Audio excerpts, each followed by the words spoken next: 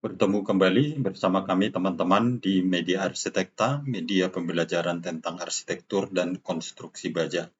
Teman-teman, kali ini yang akan kita bahas yaitu tentang konstruksi atap baja satu. Kami sebut ini dengan istilah satu karena sistem konstruksi atap baja itu bermacam-macam dan salah satunya yang Anda lihat sekarang di layar video Anda. Ini adalah sebuah pertemuan antara tiga komponen konstruksi atap, yaitu tiang kolom ini yang kami blok biru muda, kemudian kuda-kuda yang ini, dan konsol yang blok kuning ini. Oke, teman-teman, kita mulai pembahasan satu persatu. Mengapa ini kami sebut konstruksi atap baja satu? Karena ini sangat kompleks ya. Walaupun dari awal saya sebut itu terdiri dari tiga komponen struktur utama rangka atap, sebenarnya kalau Anda perhatikan, ada beberapa elemen yang lain yang terdapat pada konstruksi ini. Misalnya ini di tiang kolom ini. Kolom ini menggunakan baja WF 450 kali 200 ya teman-teman. Di sini terdapat ada 4 elemen lagi, yaitu satu stiffener, yang ini ya teman-teman, kelihatan yang terpasang secara horizontal di sini, kemudian di sebelah sini, dan fungsinya sama dengan stiffener ini, ada lagi yang di bagian atas tiang kolom ini teman-teman. Dia juga berfungsi sebagai stiffener sebenarnya, tetapi sekaligus sebagai tutup atas atau top dari tiang kolom ini. Ini yang elemen kedua. Yang ketiga adalah ini teman-teman. Ada rangka cladding terpasang di sini. Dan rangka cladding ini menggunakan material besi kanal C atau CNP 125 kali 50 kali 3,2. Ini berguna untuk pemasangan wall cladding atau sering disebut dengan dinding yang terbuat dari spandek atau galvalum. Di gambar ini juga terlihat ini, teman-teman, yang garis paling luar ini. Ini adalah menggunakan atap metal, sama dengan atap. Tetapi karena pemasangannya berada pada dinding bangunan, maka disebut dengan cladding. Dan terbuat dari galvalum gelombang tebal 0,35. Ada dua rangka cladding terlihat di sini teman-teman, yang di sini satu yang bagian bawah, yang kedua adalah yang bagian atas. Pemasangannya bersamaan atau menjadi satu dengan stiffener yang ini teman-teman. Sebenarnya rangka cladding ini kalau biasanya terpasang pada sebuah dinding bangunan pabrik atau gudang, dia akan menerus sampai ke bawah. Mungkin sekitar 2 meter atau sampai 3 meter dari lantai baru dipasang cladding. Elemen yang ketiga teman-teman yang terpasang pada tiang kolom baja WF ini adalah ini. Yang blok putih ini namanya adalah rangka pengaman atau mesh, semacam jaring yang berguna untuk mencegah serangga atau burung masuk ke dalam bangunan. Jadi dia terbuat dari rangka besi siko atau besi holo dan dilapisi kembali dengan kawat ram ukuran 25 kali 25. Dengan demikian, walaupun bangunan ini terpasang memanjang, dia tetap aman dari serangga, sehingga serangga tersebut atau burung atau hewan-hewan lainnya tidak masuk ke gudang atau ke bangunan. Karena biasanya bangunan itu perlu aman dari gangguan serangga atau burung karena bisa membuat bangunan jadi kotor atau merusak benda-benda yang ada di dalam bangunan. Elemen yang keempat, yang terakhir teman-teman, yang terpasang langsung pada tiang kolom WF ini adalah ini, yang blok hijau ini dan garis luarnya berwarna pink. Ini namanya regel, regel atau T-beam dalam bahasa Inggris. Tapi kalau lebih familiar pada kami sebagai praktisi atau pelaku konstruksi baja namanya regel. Regel itu berfungsi untuk pengikat antara tiang kolom baja yang satu dengan yang satunya. Ini bentuknya kotak karena dia terbuat dari besi CNP 150 kali 65 kali 20 kali 3,2, tebal 3,2 mili teman-teman. Dan dipasang secara double alias tangkap kalau istilah orang Jawa ya.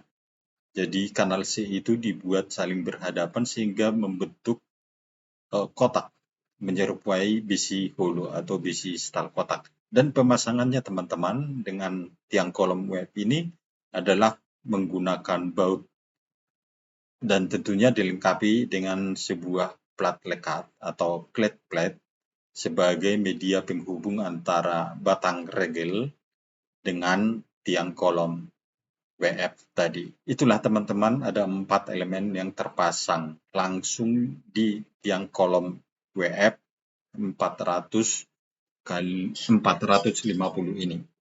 Oke teman-teman, kita telah selesai membahas tentang tiang kolom yang ada di sini. Kemudian kita masuk ke komponen berikutnya, yaitu konsol. Konsol ini teman-teman, mengapa tahap kedua yang kami bahas konsol? Karena dari segi teknis pemasangannya, yang lebih dulu dipasang itu adalah konsol. Setelah konsol terpasang, baru kemudian kuda-kuda. Demikian urutannya teman-teman.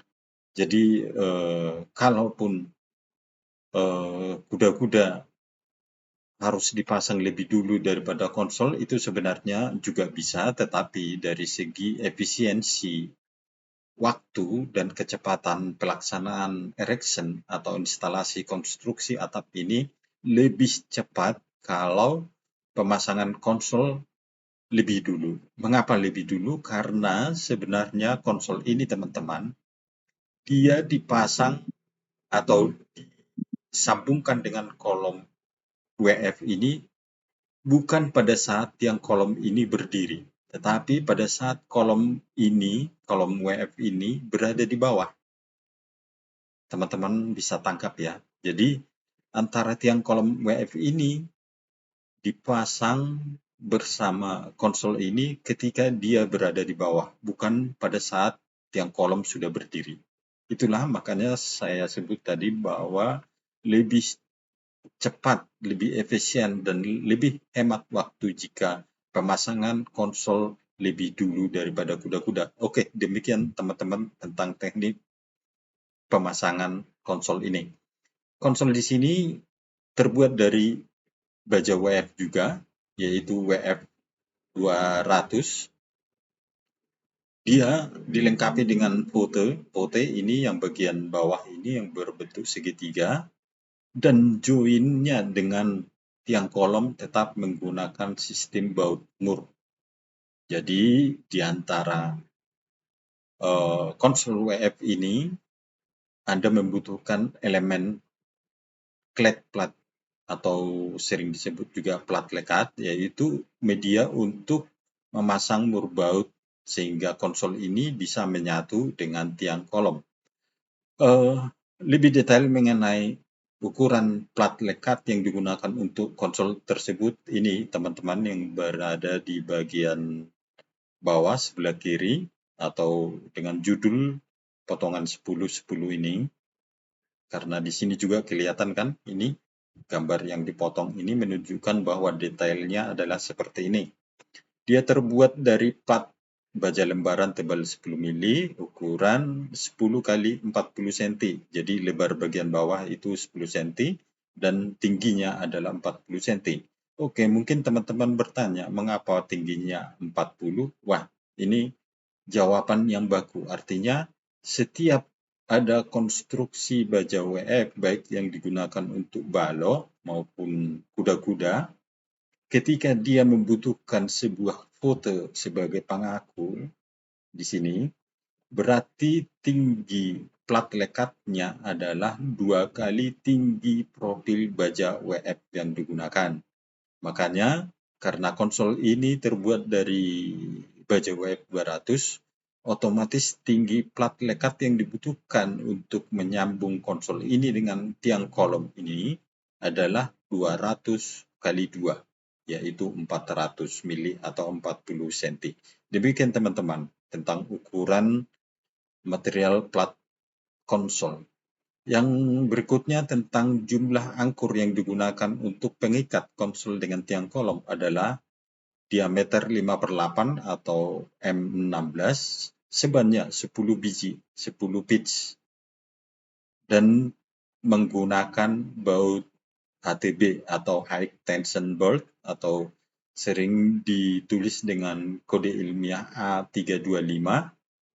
Mengapa harus pakai baut baja atau baut HTB? Karena konsol ini memikul beban yang cukup berat, teman-teman. Perhatikan, di ujung konsol ini masih ada satu komponen yang begitu penting untuk fasad bangunan.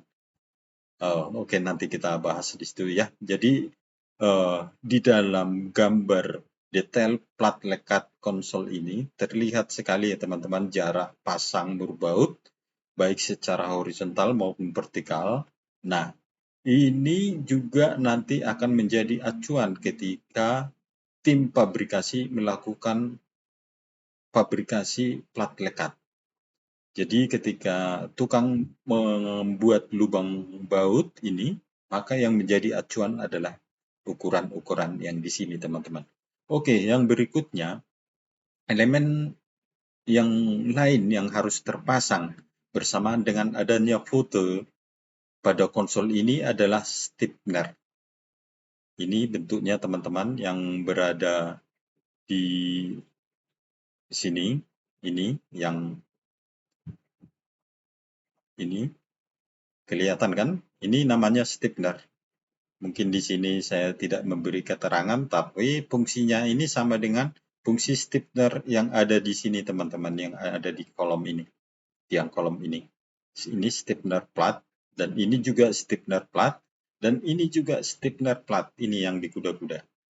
Hanya saja fungsinya berbeda-beda karena komponen tersebut dipasang pada struktur yang berbeda-beda. Yang ini berada pada tiang kolom, yang ini pada kuda-kuda, dan yang ini di konsol baja WF. Oke, ini pemasangannya sama dengan stiffener yang ada di kolom maupun di kuda-kuda. Artinya dua sisi, sisi depan dan sisi belakang. Jadi harus seimbang. Yang berikutnya kita masuk ke bagian ujung konsol ini. Karena ini bangunan yang boleh dikatakan sangat besar alias bentangan lebar dari besaran tiang kolom ini, sebenarnya kita sudah tahu ini menggunakan baja WF 450, maka dibutuhkan finishing akhir bangunan yang cukup bagus. Makanya digunakan lisplang. Ini lisplang ya teman-teman, yang blok hijau muda ini. Ini adalah rangka lisplang yang terbuat dari besi CNP 100 x 50 x 20 x 2,3. Jadi tebalnya 2,3. Cukup besar ya teman-teman. Karena apa? Karena tinggi rangkanya saja itu 75 cm. Nah, dari sini juga kelihatan bahwa membuktikan bahwa bangunan ini sebenarnya besar, walaupun gambar detail yang saya tampilkan di sini hanya pada satu titik sambungan ini saja. Selanjutnya, untuk finishing atau penutup luar lisplang ini juga menggunakan bahan metal, yaitu material galvalum gelombang 0,35. Perhatikan di sini teman-teman, 0,35. Sementara tadi yang penutup cladding atau dinding bangunan juga terbuat dari galvalum atau zinkalum gelombang 0,35. Perhatikan teman-teman. Jadi ketika Anda merencanakan konstruksi bangunan yang menggunakan cladding dan list plank sekaligus, alangkah baiknya material yang digunakan untuk penutup cladding maupun penutup list plank adalah terbuat dari bahan yang sama. Mengapa demikian, teman-teman? Pertimbangannya adalah untuk memudahkan Anda menyediakan material sekaligus untuk mendapatkan harga yang terbaik karena kebutuhan material ini akan lebih besar dibandingkan jika teman-teman menggunakan material yang berbeda-beda. Oke, ini tampilan rangka list plank. Sebenarnya ini kalau kita lihat dari bangunan secara memanjang, ini sebenarnya bentuknya bermacam-macam karena akan menyesuaikan jarak tiang kolom maupun panjang bangunan. Namun karena topik pembahasan kita kali ini adalah tentang 3 elemen ini tadi, yaitu tiang kolom, kuda-kuda, dan konsol, maka untuk sesi berikutnya saya akan membahas tentang rangka list plank baja ini, teman-teman. Oke, yang berikutnya, sebagai pelengkap dari konstruksi atap baja tentu terdapat rangka gording dan talang. Rangka gording itu berfungsi adalah untuk melakukan pemasangan atap. Jadi setiap atap tentu dibutuhkan gording. Gording tidak hanya terdapat pada konstruksi atap baja ya teman-teman, gording juga dibutuhkan untuk pemasangan atap asbes, atap genteng, atap bitumen, bahkan atap kaca. Hanya saja model atau jenis bahan yang digunakan berbeda-beda. Karena di sini konstruksi baja total alias material yang dipakai adalah material baja profil keseluruhan, maka gording yang saya pakai di sini adalah kanal C 150 kali 65 kali 20 kali 2,3. Jadi tebalnya 2,3, tinggi kanal C-nya 15, sementara lebar punggung kanal C atau CNP itu adalah 65 dan lebar bibir kanal C itu 20 cm. Dan jarak pasangnya yang normal adalah 125. Walaupun di sini antara gording yang terakhir ada 22,5 cm, itu adalah hal yang wajar karena adalah merupakan sisa. Karena yang menjadi acuan sebagai jarak yang kita butuhkan adalah untuk lebar talang. Jadi ukuran standar gording dalam hal ini yang kami rencanakan adalah 125 cm atau 1,25 meter. Oke, demikian teman-teman tentang pemasangan gording. Nah, mungkin pada sesi yang akan datang juga kami akan membahas tentang detail gording ini, bagaimana sistem sambungannya, ukuran baut, dan komponen yang dibutuhkan untuk melakukan pemasangan pada kuda-kuda maupun konsol. Ini teman-teman ya, ada 2 perletakan gording di sini. Oh ya, sebenarnya ada 3. Karena kebetulan di sini di tiang kolom ini juga ada terpasang sebuah gording. Nah, ini sangat penting teman-teman. Mengapa saya letakkan gording di sini? Perhatikan kursor ini ya. Karena dia berfungsi sebagai pemasangan atap atau berfungsi sebagai rangka atap sekaligus sebagai penutup dari samping sehingga gording tersebut menyatu dengan rangka mesh yang tadi kita bahas ini teman-teman. Jadi tidak ada celah yang terdapat pada bangunan ini karena bagian ram ini dan gording menyatu dan sementara gording dengan atap juga menyatu. Jadi memang sudah tertutup rapat dan dijamin burung atau serangga-serangga tidak masuk ke dalam bangunan. Nah, perletakan yang berikutnya ada suatu buah di atas konsol ini dan di atas kuda-kuda. Tentunya ini akan menurus ya teman-teman sampai ke knob karena gambar ini terputus sampai di sini. Dan kita anggap ini teman-teman sudah bisa membayangkan jarak gording sampai pada titik puncak atap ini atau nok nanti tetap 125 cm, 125 cm, dan seterusnya. Oke teman-teman, yang terakhir di sini yang berkaitan dengan pemasangan atap maupun konsol ini, Anda perhatikan di sini lebar talang itu ditentukan 50 cm atau 500. Nah, terkait dengan letak rangka lispang dan tinggi kolom, Anda perhatikan di sini elevasi.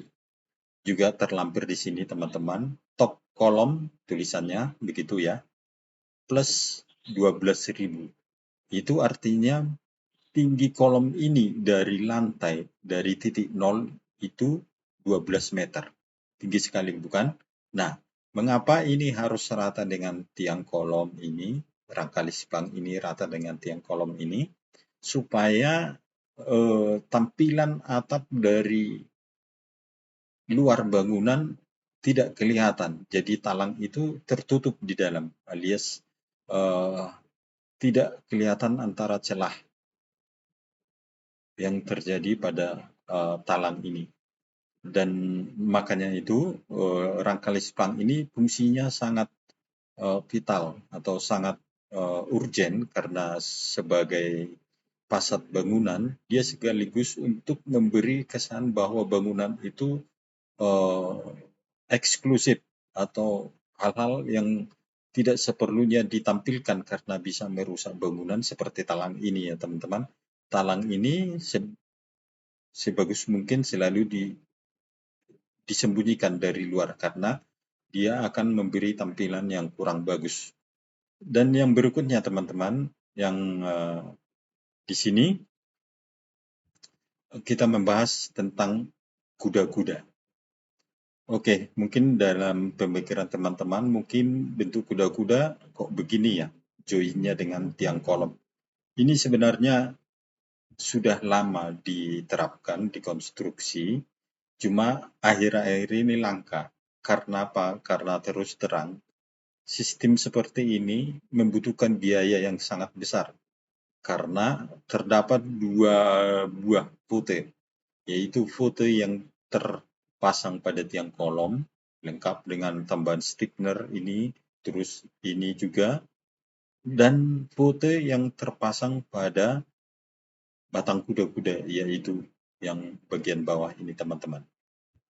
Inilah yang membuat konstruksi kuda-kuda model ini akhir-akhir ini sudah sangat jarang dipakai karena beban biaya yang ditimbulkan oleh vote yang terpasang pada kolom ini cukup besar. Oleh sebab itu,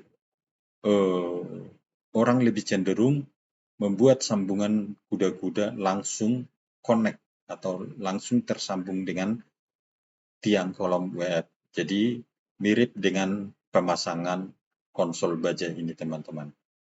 Akan tetapi mungkin untuk menambah wawasan teman-teman dari segi kekuatan sebenarnya model yang seperti ini lebih kuat dibanding dengan model yang lebih banyak diterapkan sekarang ini, yaitu model yang seperti join konsol ini teman-teman. Ini lebih kuat karena tekanan yang terdapat pada rangka atap maupun beban batang kuda-kuda sendiri itu dia menimbulkan tumpuan sendi, bukan tumpuan jepit. Oke, mengenai jenis-jenis tumpuan ini mungkin teman-teman masih awam dan kami akan membahasnya pada beberapa sesi yang akan datang. Kita fokus pada sistem sambungan konstruksi atap ini dulu. Di sini ada gambar potongan 11 ya, ini teman-teman, ini akan menunjukkan bahwa detail sambungan antara tiang kolom ini dengan kuda-kuda adalah seperti gambar yang sebelah kanan ini teman-teman. Dia terbuat dari plat 16 mili, ukuran 20 x 80 cm atau 200 x 800 cm. Dari mana diketahui ukuran ini? Ya tentu dari ukuran profil kuda-kuda ini. Nah, kuda-kuda ini ternyata terbuat dari baja WF 400 kali 200. Oleh sebab itu, otomatis lebar plat lekat ini, plat sambung antara kuda-kuda dengan tiang kolom ini, lebarnya adalah 20 cm dan tingginya adalah 800, yaitu 2 kali tinggi profil baja WF 400. Dan yang penting Anda ketahui adalah dimensi murbaut yang menjadi alat sambung antara kuda-kuda dan tiang kolom adalah diameter 7/8 atau M22, juga HTB atau A325 alias baut baja sebanyak 14 pitch atau 14 buah untuk per titik sambung. Ini ya teman-teman, kalau di gambar penampang plat lekat ini kelihatan jumlahnya itu 7 di sebelah kiri dan 7 di sebelah kanan. Dan pada gambar tampak ini detailnya yang kelihatan hanya 7 karena yang ditampilkan adalah hanya satu sisi saja. Sementara sisi yang lainnya adalah tetap sebanyak 7 buah murbaut. Oke, demikian teman-teman penjelasan kita tentang sistem sambungan konstruksi atap baja. Semoga bermanfaat. Sampai ketemu di edisi berikutnya.